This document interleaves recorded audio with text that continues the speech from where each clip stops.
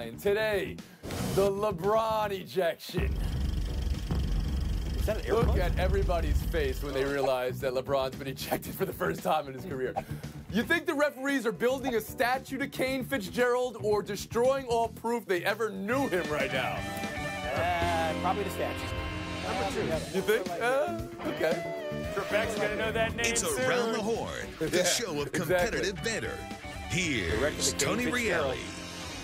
LeBron says referees are trying to make him a jump shooter, that they don't officiate him correctly, that he's one of the league leaders in points in the paint, and nowhere near that for free throws.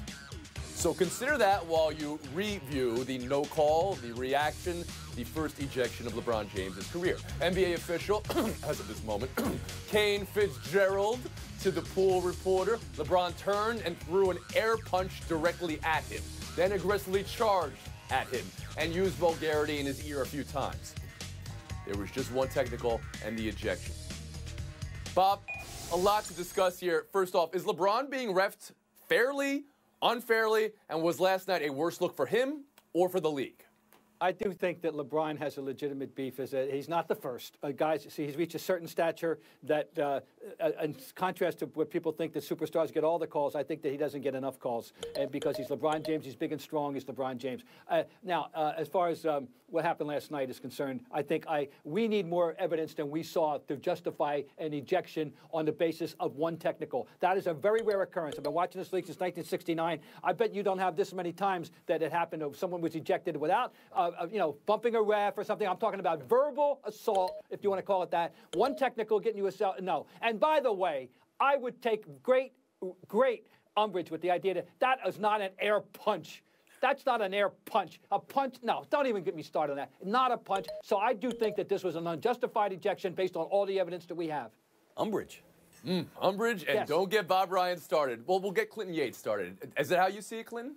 Not really. There were so many things around this moment, though, that I very much enjoyed. Number one, let's get a little breakdown of Kane Fitzgerald's throw-out move. That was big league quality with the left hand. Get a look at that. I enjoyed that. Number two, I love the fact that LeBron got off the court and immediately got off Instagram. But more importantly, I have no problem with this ejection at all. You went this many games without one. That was an aggressive move towards that referee. If you're going to let them use their discretion, if he felt threatened in some way or another, I got no issue with throwing LeBron out of a game just because this never happened before. Big deal. Who cares? Would you say LeBron was too demonstrative here on this one play? I wouldn't say too demonstrative. I think you have to allow for both. You can be demonstrative, but there will be consequences. And in this case, it was an ejection. I do not take umbrage with it at all. How about you, Kalishaw?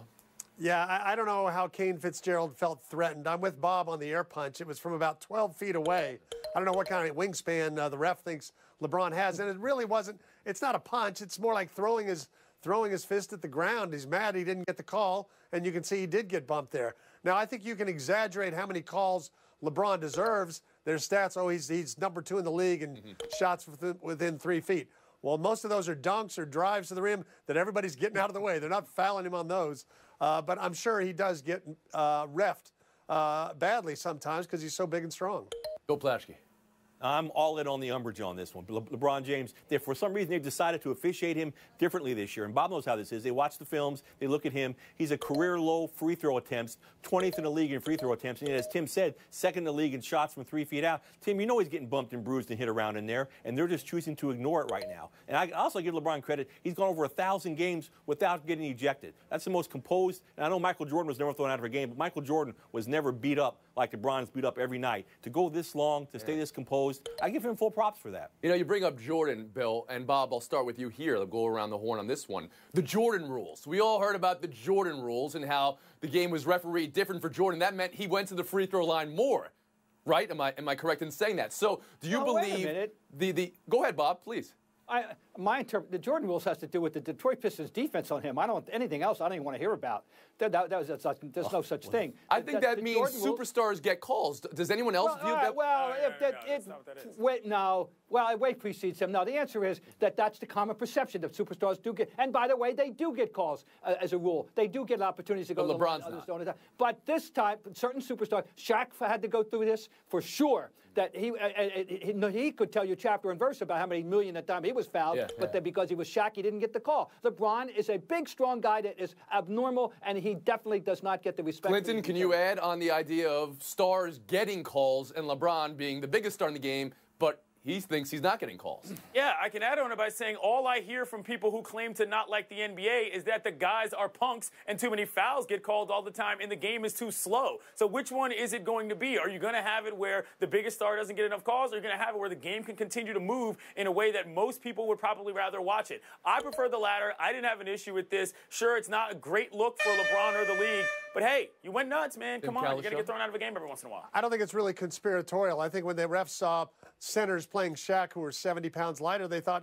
that's not much of a foul to him. And LeBron is so much bigger than all the perimeter players, they tend to view that the same way. It's not fair, but I think that's how they look at it. Bill Plaschke. I will say this, 2 nights ago, we all laughed when LeBron took 12 steps to the basket and was not called for travel. Okay. So well, I mean, he does, that's he does get a lot of calls. He does get a lot of calls then for the travel, although everybody in the NBA gets those travel. Kyrie Irving had the same travel the same night. Last thing, Enes Kanter, did you see his post? Loved it. This is going back. Yeah, I have thumbs up or thumbs down on Enes Kanter, calling out LeBron a little bit here after he claimed New York City when they beat the Knicks, and now he's giving Kane Fitzgerald the crown for Cleveland. We'll move on. It's been 24 hours.